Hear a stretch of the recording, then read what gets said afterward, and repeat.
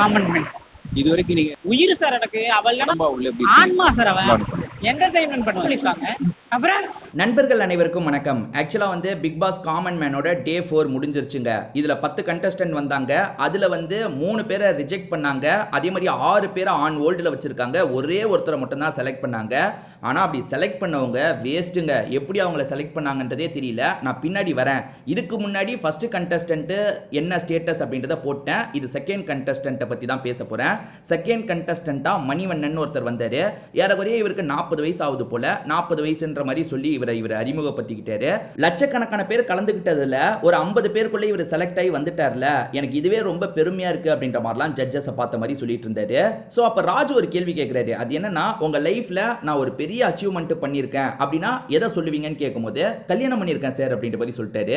இது கல்யாணம் பண்ணது அச்சீவ்மெண்ட்டா அப்படின்ற மாதிரி ராஜு கலாய்க்கிற மாதிரிலாம் பேசிட்டு இருந்தாரு. உங்களை பார்த்தா வந்து ஒய்ஃபுக்கு பயந்தே பிக் பாஸ்க்குள்ள நுழைய நினைக்கிற மாதிரி இருக்கே, ஒய்ஃபை பார்த்து பயப்படுறீங்களா அப்படின்னு கேட்கும்போது, சார் அப்படிலாம் கிடையாது சார், அவ என்னோட உயிர் மாதிரி சார், அவளை விட்டு பிரியறதுக்கு நான் எப்படி சார் நினைப்பேன், அதாவது வந்து அப்படிலாம் இல்லை சார் அப்படின்ற மாதிரி சொல்லிட்டாரு.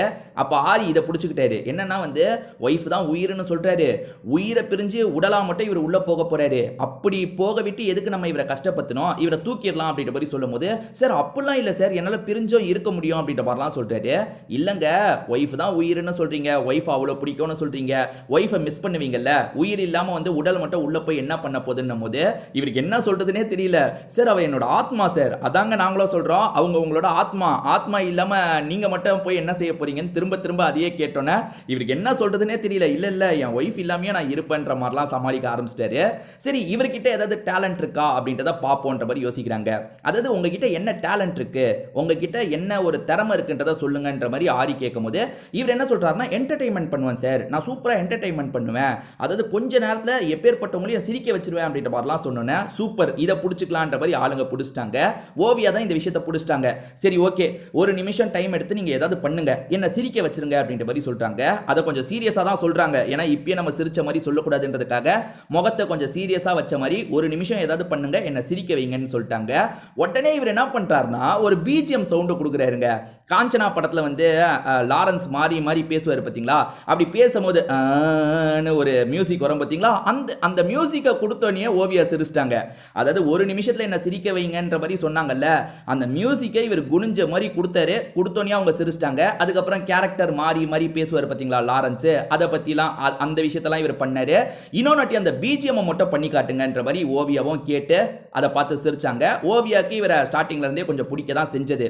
ஸோ இவர் வந்து ஒரு விரக்தியாவே பேசிட்டு இருந்தார். வாழ்க்கையில் கொஞ்சம் விரக்தியாக பேசிட்டு இருக்கும்போது, உங்க வாழ்க்கையில் ஏதாவது சோகம் இருக்கா, யார் மேலே ஏதாவது கோபம் இருக்கான்னு கேட்கும்போது, ஆமாம் சார் நான் கொஞ்சம் குள்ளமாக இருக்கேன்ல, அதனால கல்யாண ரீதியாக கொஞ்சம் பிரச்சனை வந்தது.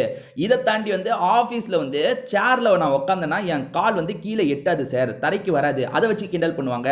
இதை தாண்டி பஸ்ஸில் போனால் ஸ்பீட் பிரேக்கர் வந்தால் என் மூஞ்சிலேயே எல்லாரோட கையும் டக்கு டக்குன்னு இடிக்கும், அவங்க வேணும்ட்டே பண்ணல, இருந்தாலும் குள்ளமாக இருக்கிறதுனால இந்த அவமானத்தெல்லாம் நான் தொடர்ச்சியாக சந்திச்சுட்டு இருக்கேன் அப்படின்ற மாதிரிலாம் சொன்னார்.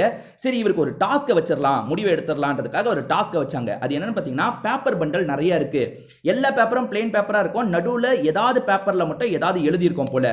இவர்கிட்ட வந்து நிறைய எழுதியிருக்க பேப்பரை நீங்கள் எடுக்கணும்னு சொல்கிறாங்க. இவர் அந்த பேப்பரை எடுக்கவே முடியல, பேப்பர் நல்லா ஒட்டிட்டு இருக்கும்ல, இவரால் பிரித்து எடுக்கவே முடியல. 2 எழுதின பேப்பர் மட்டும் தான் எடுத்தாரு. இவங்க தந்த டைம்குள்ள 2 எழுதின பேப்பர் மட்டும் தான் தந்தாரு. அந்த 2 பேப்பர்ல வந்து பிக் பாஸ்ல வந்து டைலாக் எழுதி இருக்கு போல. இந்த டைலாக்கை யார் பேசினது சொல்லுங்கன்னு கேட்கும்போது இவர் வந்து தெரியலன்னு யோசிச்சுக்கிட்டே இருக்காரு. அதுக்கப்புறம் அது ராஜு பேசின டைலாக்கா இருக்கும். ராஜுன்றத மாயா சொன்னதுக்கு அப்புறம் தான் இவர் சொல்றாரு, என்னங்க நீங்க பிக் பாஸ்லாம் பார்த்துருந்தீங்கன்னா ராஜு தான் பேசினாருன்னு தெரிஞ்சிருக்குமே, எதனால சொல்லன்னும் போது, இல்ல நான் ராஜு சார் பேசின முக்கியமான விஷயத்தை மட்டும் எடுத்துக்கிட்டேன், இந்த மாதிரி காமெடி விஷயத்தெல்லாம் நான் எடுத்துக்கல, முக்கியமான விஷயத்தை மட்டும் தான் எடுத்துக்கிட்டேன் அப்படின்ற மாதிரிலாம் சமாளிச்சாரு. ஸோ ஜட்ஜஸ்க்கு பிடிச்சிருந்தது. பட் ஆனால் எதுக்காக வந்து இவரை ஆன் ஹோல்டில் வைக்கலாம்னு நினைச்சாங்கன்னு தெரியல. ஏன்னா ஓரளவுக்கு இவர் பேசினதெல்லாம் நல்லா தாங்க இருந்தது, டீசெண்டாக இருந்தது. பட் எல்லாரையும் செலக்ட் பண்ண முடியாதுன்றதுக்காக இவர் ஆன் ஹோல்டில் வச்சிருக்காங்க போல. இதுக்கப்புறம் என்ன நடக்குதுன்றதை பொறுத்திருந்து தான் பார்க்கணும். இவர் பண்ணது உங்களுக்கு பிடிச்சிருந்ததா இல்லையான்றதை கமெண்ட் செக்ஷனில் சொல்லுங்க.